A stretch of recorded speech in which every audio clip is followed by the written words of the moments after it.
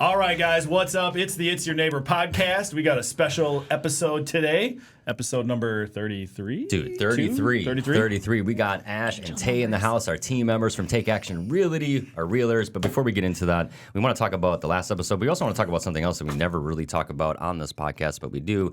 But we sell homes here. Just want to let you guys know. That's what we do. We actually have a whole thing going on, over 170 transactions this last year, give or take. Ish, yeah. We have 99 as of right now that have closed from January 1 till, what's the tape, September 7th? Yeah. It's not September 7th. 11th, 12th? It is definitely the 12th. 12th, sorry, my Nice bad. try, though. My bad. But, you know, It's a blur. It's a blur. It's a blur. But honestly, I just wanted to highlight of Feeling Dreams in the addresses. Take Action Realty is really creating an opportunity to provide an awesome service to you to get you into the right home. So I'm hoping that you have an ability to go and check out tarealitygroup.com and see what we're doing.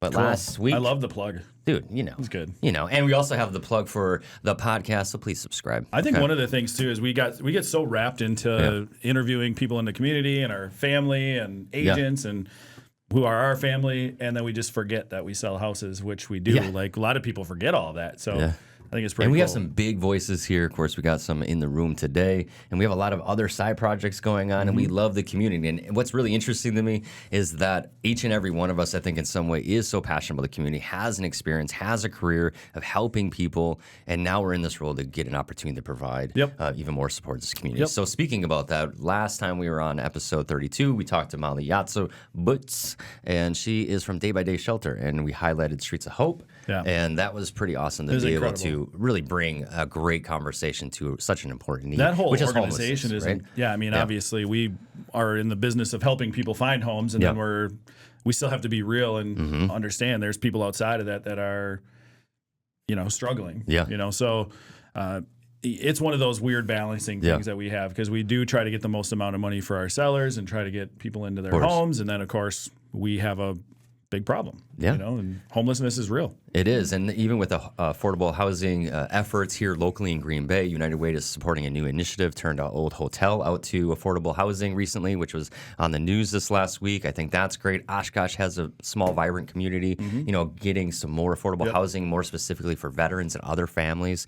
And I think that tears off throughout the Fox Valley, really creating other solutions, and that includes young people even coming together to buy homes just to make it an easier process for them as you're growing up trying to gain onto that opportunity. So I think, Molly and those guys are doing great. I'm also emceeing the event, so that's October 11th. You'll see me down there doing my thing with the mic, as always. But I love that because there's a story for me there in Oshkosh, and I think they're doing a phenomenal job. So For sure. great job. For sure. It's never an event unless you got a mic in your hand anyway. Yeah, so. exactly. And they got some great things going on. So check that out for sure. That episode just came out last week. So outside of that, this episode is called That's Flippin Good. And so what we're going to get into is talking about all the flips in the world. But for no further ado, who do we have? How are you doing? I mean, no further ado. They've already been on here a couple times now. This is right. You guys should already recognize them. You should. But just in case. It's Tay. Tay's been on here 4 times, but really only one other time. Yeah, 4 Why times. is that? 3 of them that were not recorded. All right. This is the last time we're going to bring It is this up. practice. This is not the last time. Is This it is not that we're recording? fighting. And then, of course, we have Ashley Moss in the house. How are you What's doing? up? You're Great. traveling all over the place. Yes. Where have you been lately? Where have I been lately? Yeah, let's say in the last 45 days. Montana, Utah, Michigan. I don't know. Yeah. Everywhere. All And over. more to come. More to come. Yeah. That's awesome. So we wanted to bring you in the studio. Of course, we would love to get an opportunity to have all the team members in here. Someday we'll have a big enough studio to do that. But today we want to talk more, me at all. more Jesus. specifically, to talk about flipping, because you two are so passionate about it. And also, Monte, you have such a strong hold in that today. And we have a lot of our business actually focused around the renovations and the flips that we're doing. So maybe let's start there. So what do you want to know? Yeah, so from a Take Action perspective, how are we approaching flips? Yeah, so I mean, one of the things that we started looking at was just adding extra revenue streams. When you open a real estate brokerage, everybody thinks, you keep 100%, which is true in a way, but with that, there's a lot more overhead than if you're a regular agent. So a regular agent, you can live at home, you can work from home. You don't have a lot of that stuff. So we just started exploring using my strengths and my skills of what I've learned over the last 5 or 6 years into flipping. And Ashley actually will talk a little bit about that. We have in the past, we don't need to get into like how we met or anything like that, but just with her house, that was one of my, I think that was like my 5th or 6th flip, maybe 7th flip, something like that. So I've probably done 30 plus flips, maybe more. At this point, I lost track. I don't keep track. I just look at the next one and the next one and the next one. So nice. But I was going back through some of them the other day because I had to look up some old files, and I'm like, oh, I forgot about that house. I forgot about that one. So that isn't, I shouldn't say a new revenue stream. It's just something that we're going to double down on this year moving forward. We have a lot of systems in place to be able to do that with, I would call it an outside family perspective, meaning, we have contractors and lenders, and those are exterior family within the Take Action brand. We have great relationships outside of what's just within these walls, and a lot of great team members outside of that. And that's a lot of how you start in flipping and real estate investing is you have to build your team. Right. And I have that team. I have a great team inside, but I also have a great team outside as well. And so we'll talk more about that, but that's really the direction that we're going, and we're doubling down on it. And it seems like, with the inflation, with all of the things going on in the government right now, people are having a harder time paying their bills and getting out of it. Some people still think like the COVID rules are in effect, which to me is crazy. Like during COVID, certain people were able to apply for hardships and not pay their mortgage. All of those are coming due. And the banks are saying, like some people still think they don't have to pay their bills 4 years later. Really? And that's just not the truth. So these banks are getting upset with people not, they're trying to rework deals and do some other things, and they're just in a spot where they don't have a choice, where they still think, like the ones that still don't think they have to pay their bills is beyond me at this point. It's crazy. And I think before we switch on over here, one thing I wanted to hit on, because you said we're doubling down on the strategy, one of the ways that we were able to do that is providing education. Yeah. And so last week, can you maybe just highlight real quick how Corey came in and talked a little bit about strategy? We had a workshop here. And that wasn't even necessarily about flipping. That was another strategy in real estate investing called the BRRRR strategy, which is a small, like you have to flip the property in order to BRRRR it, which is buy, rehab, rent, refinance, redo, like that, right? All of those. I always forget the fourth one, but that's what it is. And so, we were very lucky to have my brother come in, and he did a great job presenting here in our in our garage at Take Action Realty, and which is all set up for conference space, as Ashley knows and Tay knows. But it was really good, and he brought a lot of education on how to get started. We started from how to, build your lending team all the way through contractors and what to do. And it was an hour-long, real basic seminar. But we had 25 or 30 people that showed up to. It was really cool. Yeah, it was really good. And it was great for networking, too. Yeah. There was a lot of people to talk to. Yeah. And just to have, there was a 17-year-old in the room just, starting to get educated about investing in the property. Yeah, she's amazing. She's, dialed in 100%. High school girl, she knows what she wants. Exactly. It's not very common to see a high school student knowing what they want to do with the rest of their life with that kind of conviction. But for her to be able to taking certain things in and doing certain things, it's pretty amazing. So speaking about, knowing what you want, I think both of you actually represent that really well, and that would be perfect kind of transition to jump in. Like, you have a relationship with Monte, you have a different relationship with Monte, but at the end of the day, both of you have been inspired to get into renovating, your property, of course, renting it out, you looking at doing more flips in the future, but starting with your family. So can you both talk a little bit about that? So let's start with you. Okay. Yeah. Okay, so what do you want to know exactly about that whole where process? was it that you started with the idea of, I want to do this? I want to do some sort of real estate investing, flipping, whatever it is. So it's interesting because if you go back on one of the very first episodes, I talked a lot in its entirety about what led me to meeting Monte and just getting this property.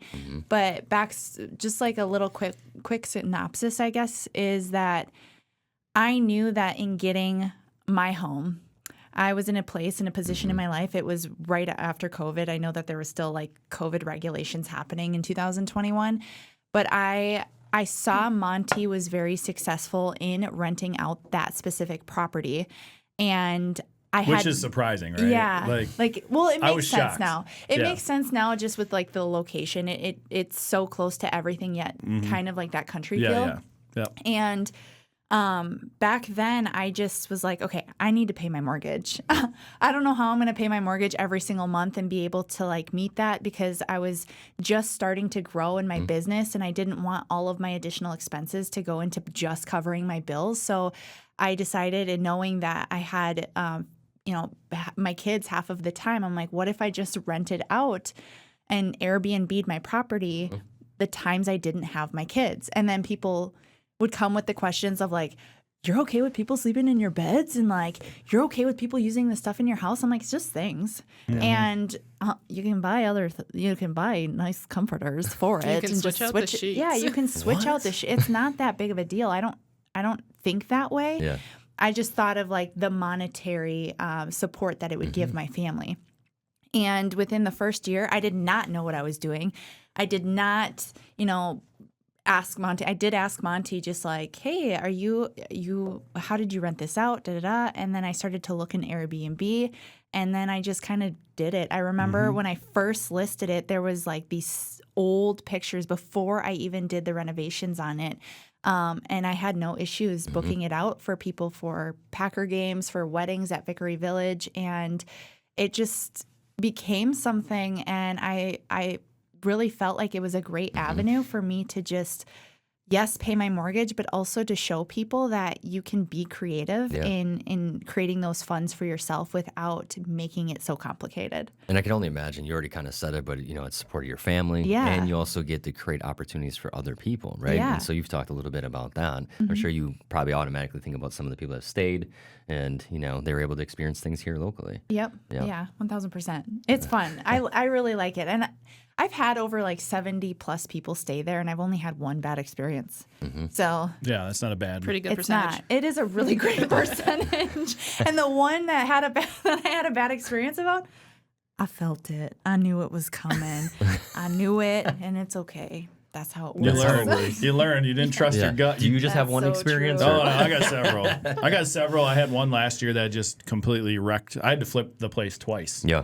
So, I wasn't too happy. Yeah, this about happens. I have a friend that had a place towards Madison, and they had a pop-up party that happened. Oh, that's what happened. So they had over they had over 300 people show up at their house, and they trashed that place. They were doing music videos in there. They turned up. They rearranged all the I living think room. I know who you're talking about. Yeah, like Amy Schneider. She was like, we literally had to go to court for it. It was insane. But somebody left a pair of Jordans, so they got a little money back. I don't think that would cover $300. Exactly. Yes, I don't know. Exactly. That was her point. She was like, they left me the Jordans. No, Yeah, but my furniture is in other rooms. They moved all the furniture around. yeah, that's not how mine went. Mine was about $14,000 in damage with no Oh my recourse gosh. from the police or insurance. Nobody would do anything about it. So No way. No way. my business partner and I are still playing catch up from that one. So Nice. yeah. It happens. It does happen. So hey, who wants to flip houses and rent them out? So Yeah, now you as want to you get come to into me, it. yeah, so so let's- I'm coming in. Why are you getting into it? Let's get there. So my family actually, when COVID started, we decided to flip my parents' house. So they built their house back in, I don't want to say the date wrong, but it was probably like the 90s of some sort. So they built it back then, obviously had the wood look to it. So my parents were kind of sick of it, and they're like, let's flip it. Like, what better time to flip during COVID when we're all stuck inside? One of those things. So we flipped every room upstairs. Now we're starting to slowly work downstairs and on the exterior for it. So that kind of brought us together of we actually can work together, which Nice. is a hit In or a miss with family, and families that's- sometimes. It's a hit or Yeah. miss. Yeah, and I mean, we're a family full of entrepreneurs, so we all know, like, there's bad days, and then you just get over it and keep going. yeah. So That's really cool. we were actually. kind of talking about how we always wanted to get into either flipping or renting out for Airbnb, and we were just trying to find that perfect property. And, I mean, when Corey was here, he was like, just do it. You don't think about it, just do it. So Take action. that week actually was when we put in an offer for land up in Sturgeon Bay. And it was a cool experience because my dad and I both went up there to look at it together, and we kind of walked the property out, used Onyx because I'm like, these lines don't seem right. Found out that the owners on the other side had their chickens in the property, so he goes, I can't wait to tell them that the fence is going to go there. So and we plan on building a single family home that's going to go into rentals. So then you're close to anything Door County, can still go to Green Bay if you're going to Lambeau. So Yep. it in seemed between like a perfect spot. That'd be really nice. That'd be Yeah, really 100%. nice. And that's not really flipping, but those are ways that I guess in a way, you start every renovation project in some sort of flip, right? Like yours is vacant land, so it's a new development. You're flipping the land, so to speak. Yours is different because you're flipping a flip. You know, something that we did the basics. She came in and made it look beautiful, and it's like I've seen the pictures, and what she did with the exterior is incredible. So it's her little abode that's making her money, but it's such a smart way to do it in your situation, to be able to like think about that. You wouldn't. Whatever that amount of money made in 70 rentals is now, you know, stuff that you have towards your house, your kids, whatever you want to spend it on, all of your random trips you go on, whatever it is. So it's a pretty amazing way to generate wealth for yourself. You know, I know people that go on vacation and sometimes they'll Airbnb their house out if they're brave enough to do that. So there's a way to do that for sure.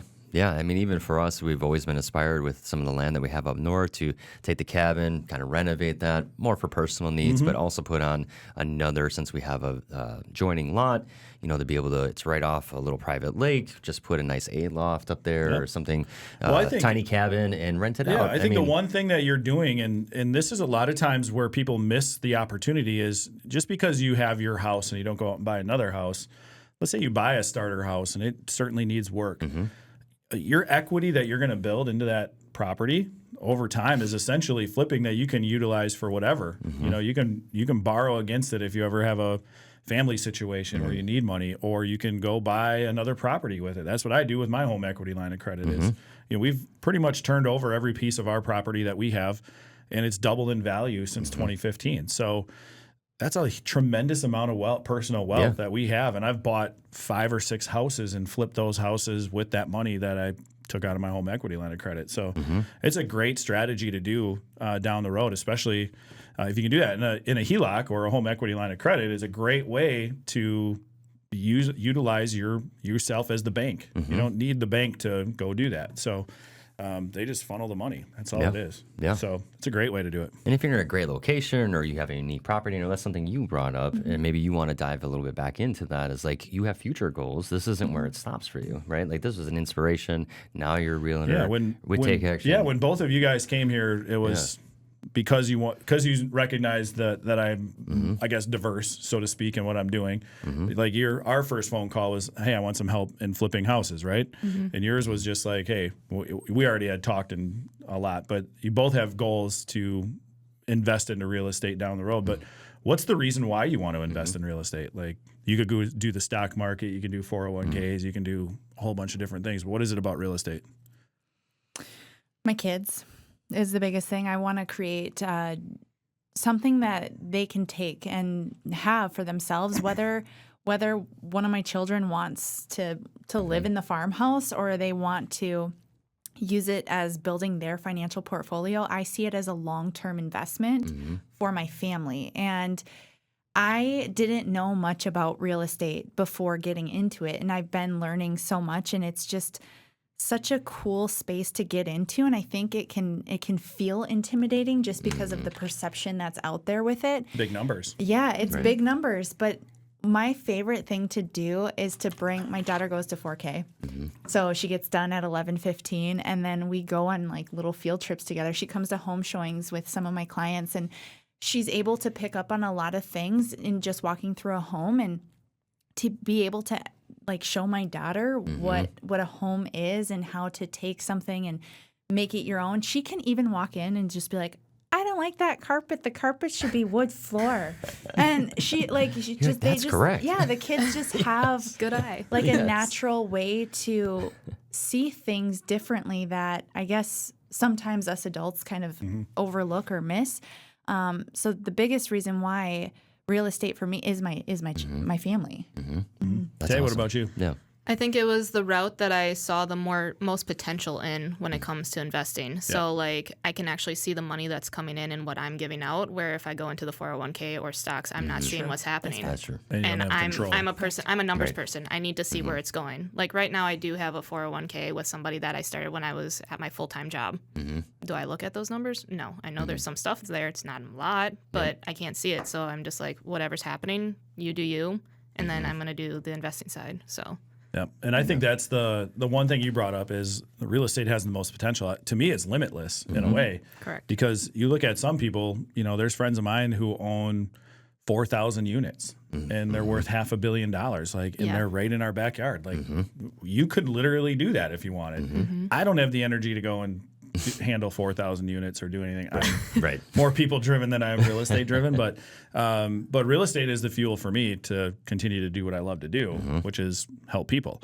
So that's the way that I look at it. But you're right, it's limitless, right? Like you could essentially, in a way, you could own everything. And there's not many risks for losing. Monopoly.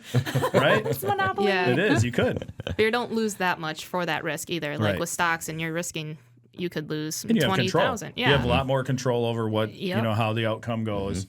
Now that you being an agent too, both of you being agents, you have even more control now over that outcome because you understand the transactional side of it too. Where a lot of investors they just, hey, I'm going to pay you this. Cool, it's in my numbers, and that's how it works. You guys can actually control that, manipulate it a little bit more, and you'll understand the consumer side and the actual client side of it too. So you'll have both ends of it, which is going to be cool. And what do you guys think as far as moving forward? I mean, let's say this next year, if you had it your way, if moving, like you talked about doing rental properties across the country someday. Yeah. And you talked about, running up a mini series all the way to a national televised show. Like, is that still part of the vision? And I think it's important to share because the people that listen, especially some of the younger adults, this is something that I think people are curious about, especially with how big the rental industry has become between Airbnb and VRBO and the rest of them. I mean, this is really kind of early in the season when it comes to this, if you look at it that way. And there's many years to come before, this industry kind of changes over time, and you're going to be part of that change. It always changes. Right. Right. It's not fluid. Yeah, and exactly. So even when you mentioned, people at first were like, how resistant were they? That you open up your house and you're like, oh, people are going to be in your house, they're going to be using your stuff. Now it's just pretty normal, right? People just, that's a service. That's something that we benefit on. So it always changes. Yeah. What does it look like for you moving forward? What do you get excited about as far as flipping properties and investing? What do you think about? I think about, this has been a dream of mine forever, is my roots, my home is Wisconsin, but I love being all over the place. And I feel like I see myself having a home in the mountains for sure. And having a place that we can go and escape to as a family. Like Rib Mountain? Not Rib Mountain. Wrong mountain. Like Utah. Utah. I don't know. I've only been in Wisconsin. wrong mountain. Like out in Utah or right. Yeah, but I also my dad is huge into those YouTube, which is probably going to lead into what she's going to say too, and like those YouTube short series where they're doing like these builds and they're showing like from ground zero to all the way above. Especially for like tiny cabins and stuff. Yeah. And I think it would be super cool to kind of have my kids involved in that process as well. I feel like hands-on learning is the best way to learn. It's how I learn. It's how my kids learn. And you can sit behind in a classroom all day. My kids are always like, why do we have to be in school for 8 hours? And I'm like, I know. Everybody's thinking right? the same thing. They're so young to say that too. I know. And they're like, wonder where they it's get that from. They're like, it's so long. And I'm like, I know. I'm sorry.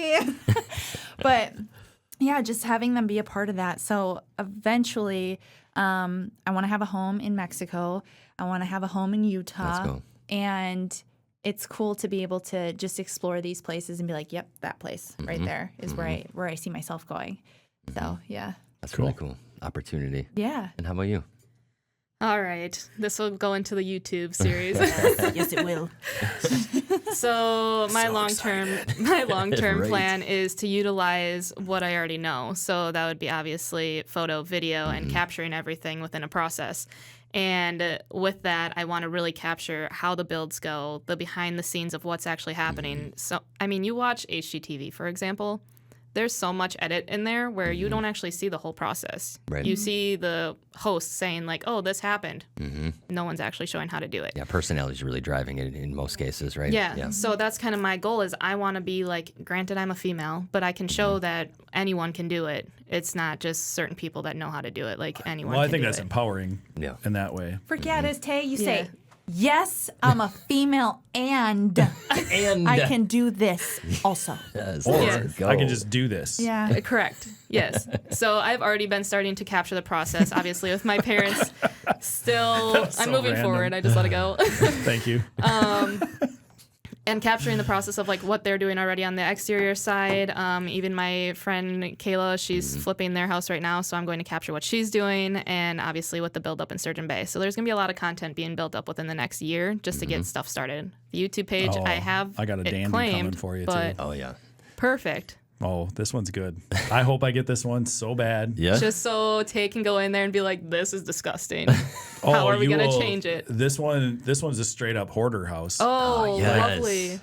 Look at how excited Ashley is. Your eyes are like, This one there was, go. when I did the initial walkthrough, now it's not 100% that I'm going to get this yet, but he said 90% chance. So he's got there's some things that he has to do, some family health issues that they got to handle. But unfortunately, it's one of those situations where the lady stopped paying her mortgage. She's going to lose her house. I offered more than probably what I should on the house, but it's going to give her a little bit extra to move out and go to wherever she needs to go and not have a foreclosure on her resume as well. So that's on the buy side of things. A lot of times in flipping is it gets a little bit scary that way. But when I initially went to the house, now thank God it didn't smell like other hoarder houses I've been in, but it wasn't a great oh man, is it smell. ammonia or is it? Yeah, it wasn't a great smell, but it was still one of those things. But then there were hallways I couldn't even walk down. They were just so full of stuff and clutter and just like 14 years of I'm things. all for this. Let's So, go. oh My my hands God. are sweating And the just house is thinking going to about be that. beautiful I when can't it's do done. It's like all brick on the outside. It's got a big city lot. It's awesome, but So we're going to show the clean out process is what you're saying. we're going to show the clean out. The roof needs a replacement, so we'll get our prime roofing guys on. Shout out. Let's go. Let's go. We'll have it all. Yeah. It'll be. And so it'll be this a good next one. year, we're going to be sitting down and run that mini series here at Take Action, and we got plenty of probably properties that And we'll focus in on. Rob's going to be on camera more. 'Cause Yeah. Rob's Love our to flipping see it. guy. We love to see Rob it. is blowing up. He's already practicing. I was joking with Rob the other day. I was like, pretty soon you're going to come to us and be like, excuse me, I am the main personality here. You need to pay me to do this work because his algorithm is blowing up. I mean, this guy's throwing down DIY and funny bits all the time. Can you imagine him behind the camera? Well, I know you can change all the with doors, these entire doorknobs flips. Let's just say, Rob, it's going to be flipping good. You're going to see him running outside the windows of all the flips.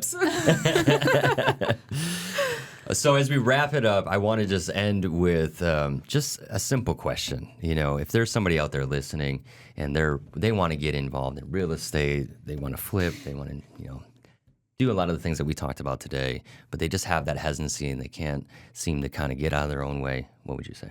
Just start. Yes. There are options when it comes to financials too. So even if you don't have them, there's plenty of options to choose from. You're just finding the right one. Yeah. Yeah.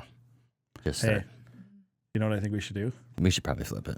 Since it's a flipping episode, we should flip it. We should probably flip it on the flipping episode. Let's go. What are So we you know what it flipping? is. This is the time that we flip outta it. here. Just kidding. Good God. These people come to host and we become the guests. So what do you LOL. got for us? Let's hit it. We got 2 minutes. You guys are flipping the flipping episode. You're flipping the flipping episode. The flipping. Monty, what was the worst flip that you've had? Worst flip experience? Well, there's a couple of situations that we've had over time, and I'd like to call them all learning experiences. Yes. Correct. Like Perfect. every single one of them. Some of them were rookie mistakes that you just don't know better. But Fail again, forward. we talk about a lot of times if we get enamored with the house and we get enamored with it, but it's people that actually end up making or breaking a flip at any given time.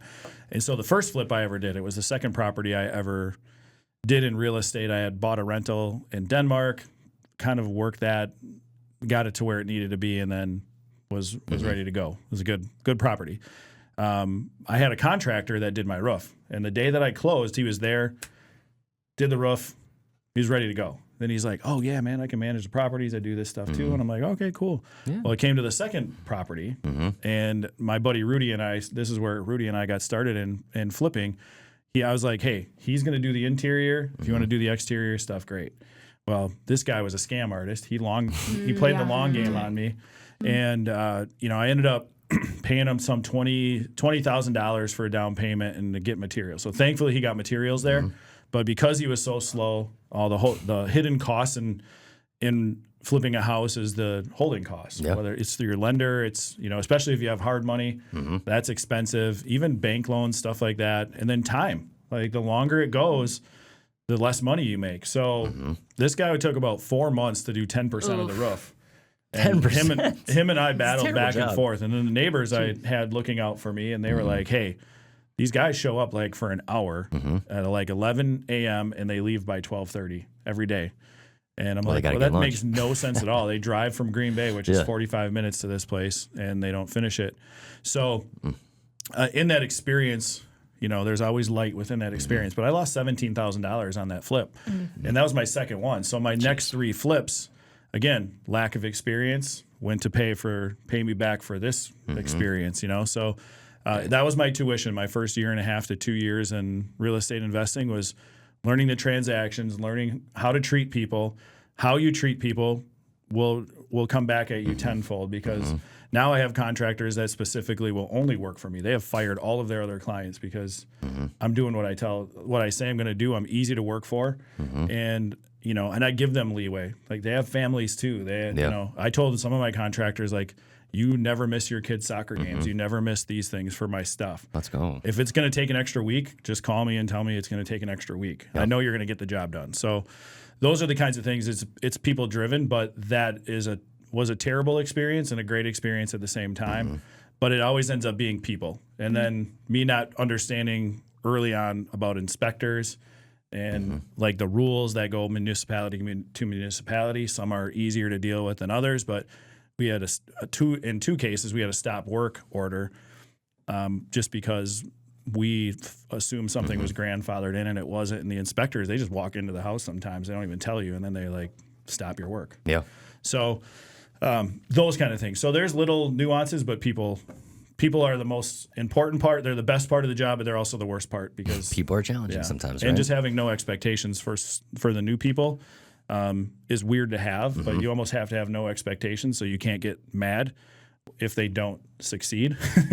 And knowing that you have a lot of other people that back you up, that helps too. So relationships all the way through. 100%. Yeah, partnerships. Houses are easy. Again, houses are what they are. It's the people that make it happen. Yep. Yeah. Okay. Good answer. Well, I can definitely resonate with that too. Like, some of the things that I've done in my own home is I didn't know any contractors getting in. I didn't know who to trust, who not to trust, and I learned very quickly the kinds of people you can trust and the kinds of people you can't trust. Yeah. And I got stiffed on a roofing job too, and had to hire out a completely different company and lost out on my insurance claim for that roof. And I've also been, you know, in a position with painters. And so my biggest thing too is, had I known those things would have happened, I probably wouldn't have done it. But I'm so grateful that it did, because I learned so much through it. And don't, in the same breath, like, don't let that be the reason you don't go after something. Ask questions. I mean, obviously this podcast is here. These men, these people, these women that are here are very easily approachable. You can come in to Take Action Realty. Yeah, you can come in to Take Action Realty Group and ask, like, hey, who do you recommend for a roofing company? Who do you recommend for a painter? The people that are here and a part of what they're doing here, they're highly trusted people. And it would have saved me thousands of dollars had I known that I could have simply just been like, hey, Monty, who do you trust for a roofing company? Right? Yeah. So well, I vetted them, and you will too. Yeah. That's all part of building your team is, you know, you're going to go through 2 or 3 people before you find the right one. And then it's your job to take care of them after that. Yeah, my family kind of got lucky, because the guy that actually built my parents' house, they're really good friends, and he's the one doing all the renovations and will be helping us on the next one. So it's just crazy how down the line it just falls into place. Really cool. Yeah, and the other thing to think about too in flips, and this is a great point, we talk about the people. When you flip a house, I don't think anybody understands how many people are affected in a positive way, and how many people actually benefit from that. I did a short video a couple of weeks ago, maybe a month ago, but maybe I'll do another one now that I got that cool app. Yeah, but exactly. About 20 to 30 people are affected by an actual house flip. So when you think about it, the seller is affected, right? And they're getting it paid out. Either they're getting relieved of whatever trouble they've got themselves into, or they're just like, hey, we want to move on from this house, whatever. So they're getting paid out. Then you have, on that transaction, you have the buyer's agent or whoever. You have a lender, typically. Then you have a title company on the front side. Then once you get into it, you have all of your contractors from your general contractor. Now, generally, they don't do it themselves, so they have staff. Then they have all of their family who gets fed by doing that house. Then you have the subcontractors, the electricians, the HVAC, the plumbing guys, the flooring guys, whoever else, the roofing companies, whatever. All of those people are paid through a flip. Then you get onto the other side of it, and then you're all of a sudden now you list it again. Now you have a listing agent that's doing it. Now you have another title company. Now you have another buyer's agent that's getting paid. So you have all of these people, lenders, so there's an estimated 20 to 30 people that get paid for every single flip that goes on. Even inspectors, right? They get paid to go out and inspect. So little things like that to think about is when you do buy a flip, it's a responsibility to know that you are affecting families and quite a few families all in one transaction. And I would imagine in a way too, even the surrounding community, right? You're investing in the property, you're building up the property. I look at flippers and real estate investors, and not in a bad way, but like when you look at the wild, right? Like you have scavengers, you have your vultures, and it's a bad stigma with vultures, but they serve a purpose. They clean up the environment, right? So investors are really that way. They go around and they clean up neighborhoods and fix houses, and their reward is the profit that comes out of that. And that should be, because it's making everybody else's property values go up. It's making the city better. It's making the town better. It's like, you don't want rundown houses in your cities, because that attracts not great people. Yeah. I mean, look at what happened in Detroit. I mean, the last couple of times I went there, it was. That's a whole nother. That's a whole other conversation. Maybe someday we'll do. Bulldozers took care of most of that. Yeah. So, that was, more abandoned buildings I've ever seen in my entire life. Yeah. It's crazy. But that's, that's a city. So if you don't take care of the cities and you don't tune them up, that's where that comes in. That's why I always battle with inspectors, is because they're so hard on some contractors and some municipalities. Is like, hey, let's be a little more, a little less friction going on here to take care of everybody, work together, then things will get done. But they're like get these power trips of like, oh, probably went back and bragged to their other inspectors. Yeah, I put 3 stop orders in today, and you have that. So not all inspectors are bad. Don't get me wrong, but there's some that are harder to work with. I've never even think about all that. You know what I mean? Like how many people you're actually affecting just one single property. You know what I mean? That was more like me just sitting around, and all of a sudden it popped into my brain. It's like, oh, my buddy got paid for this. He got paid for that. I just took care of all these people, and then I started breaking it down and writing it down. I'm like, holy shit. A lot of people. For sure. All right. What, are you laughing because I said shit? No, because I can see your brain working and doing that. Like, oh my God. Whoa. Well, when you do look at how many checks you write through Flip, you kind of know. So that's why I'm grateful for all of them, because and there are a lot of times they're on a drop of a hat or within a week. It's like, hey, I need this done. Can you help me out? If you're the guy who's not taking care of them, it'll be like, birds, right? Yeah. And if you take care of them, they're going to be there right away, and they're going to help you out. That's why it's important to pay them right away too. Yeah. So that's awesome. Good. Well, we appreciate you guys coming in today.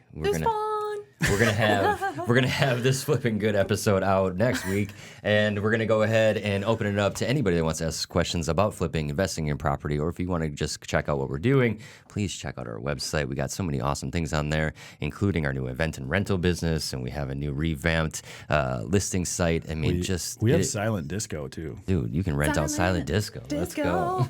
Ashley is so grateful for her, because she one day we were talking. I'm like, silent disco is awesome. We got to do this, and she just went out and bought the whole set and was like, let's just work on it together. We'll split it, whatever. I'll just do it. They can do the marketing. I'll just have the things. So it's all on site. You can rent out silent disco. We also, don't forget, Fall Fest coming up October 19th. We're dropping that information on social. You can go ahead and check it out. Please let us know that you want to go. We're also going to have the tickets up through Epic Event Center in Green Bay. There's going to be a Fall Fest portion, so remember, family portion during the day. That's where you can come on through. You can get your pumpkins painted, play some yard games, and then take the kids home and come back at night and party with us and the Astronomers. Astronomers are also going to be opening up with Brad Bardini and the Kurt Gunn Band. I think that's how they want it. Brothers Gunn? Kurt Gunn? Yeah. So sweet. Brothers Gunn, as I've been corrected a couple times today. So with that, we'll put all the information, of course, in the event. Please go out and check that out. And other than that, I hope you have a great day. All right, guys. All right, thank you.